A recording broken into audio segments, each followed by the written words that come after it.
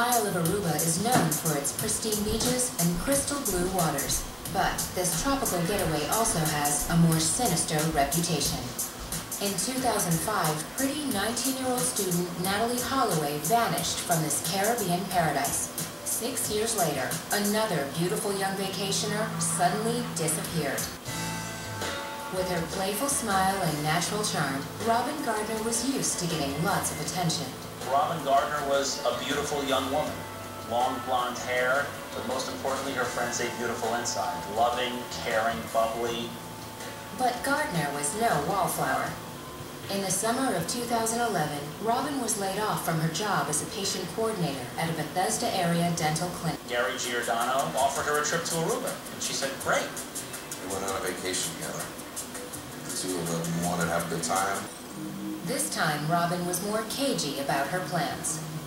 According to prosecutors, Gardner and Giordano arrived in Aruba on Sunday, July 31st, 2011. This footage shows Robin with Giordano at a beachfront restaurant in Aruba. The date was August 2nd, 2011. If you watch the surveillance tape, Robin Gardner looks rather happy. She's in full vacation mode, easy breezy. According to Aruba prosecutors, Gary said he and Robin went snorkeling together that same afternoon, near a location known as Baby Beach. We were 100 yards from a scuba diving store, not a remote location, okay? We were in view of other people at Baby Beach. The section of Baby Beach where Gary and Robin were snorkeling, it's rocky. The waves come crashing against it. Not exactly friendly conditions for snorkeling. Apparently, during the snorkeling, he found that the current was too strong. He wanted to go back. He tapped her by her toe and told her, let's go back. He started swimming back, and he did not notice that she was not there anymore. According to Giordano, he arrived at the beach alone. It was exhausted when I got back to the shore, and then I had to run all the way around. There's nobody there. There isn't a single car in the parking lot. I heard people talking, and I went over and asked for help. I told them to call the emergency, because I didn't know there was 911 in Aruba. I don't know the number. They called. Police, Coast Guard, and search and rescue teams were on the scene by 6:30 that evening. They were checking from helicopter, they were checking from boats, and they had a group of police officers on foot who were searching the terrain around the beach, and there was just no sign of her. Robin Gardner had vanished completely.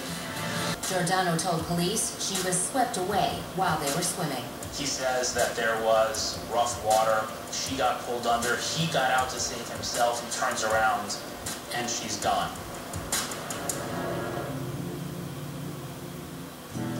At first, authorities in Aruba accepted Giordano's story. He asked the police that very same morning if it was okay for him to leave. He said, well, as you're not a suspect, you're free to leave. But officials soon changed their minds. On August 5th, 2011, 3 days after Robin disappeared, Giordano planned to catch a plane back to the U.S. Before he boarded his flight, Giordano was detained in connection with the possible drowning of Robin Gardner. He didn't strike the police as someone who was panicky or grief-stricken. It didn't feel like someone who just lost someone. Back in Aruba, investigators continued to look into the weather conditions on the afternoon Robin disappeared. We checked the weather reports because of his statement that there were huge waves and he was not able to swim against the current. But virtually no current and there were no high waves. But the area next to Baby Beach is not as quiet, not as calm. It's much closer to the open sea. The current there is much stronger. It's a much more dangerous place to be.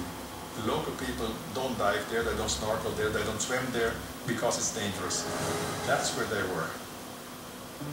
Robin's grief-stricken family and friends were surprised to hear that Robin was snorkeling. We swam at the Marriott pool the night before. My understanding was, she told me that she was going to, when she returned, the day she returned, a day or two before she returned, she was going to go get her hair redone. So what better time to go swimming is when you're going to get your hair extensions replaced. Beautiful, right? Giordano was a prime suspect in Robin's disappearance. But there was a key question. Why would Gary Giordano harm Robin Gardner? They focused in on possibly a financial motive. He took out a $1.5 million travel insurance policy on her when they went down to Aruba. A lot was made of the $1.5 million policy, where if you look at it in the context of Gary's assets, it really wasn't a motivating factor, especially not to spend the rest of your life in prison for. Gary claimed he had good reason to try and collect on the policy. My lawyer, he told me these helicopters and scuba divers, they might send you an invoice charging for this because these are civilians. He said you need to call your insurance company and let them know and ask them specifically how do you deal with these expenses that might be coming in. As Gary sat behind bars in Aruba, local defense attorney Chris Lejeune took on his case. I had very strongly the impression that I was speaking to a person who was not being treated right. You cannot keep a person without having at least some proof against him, and they had really nothing. Many theories, no proof. Additionally, Giordano hired Jose Baez, best known for leading Casey Anthony's defense team. A lot of what was being discussed was behavioral type evidence. He didn't act right. And based on my experience, I find that to be the most unreliable type of evidence. So I went in there looking for something against Gary, and I didn't find any. Still, Gary remained locked up for almost 4 months before a judge in Aruba ordered his release. Nothing new turned up in the months that he was detained. All of the time in the world wasn't going to create more evidence. There was no evidence to prove that Gary did anything to Robin Gardner. When Gary got back to the U.S., media outlets jockeyed feverishly to land an interview with Giordano. In one appearance, he suggested a surprising new theory about Robin's disappearance. Aruba has two main sources of income, and it's not tourism. It's cocaine and human trafficking.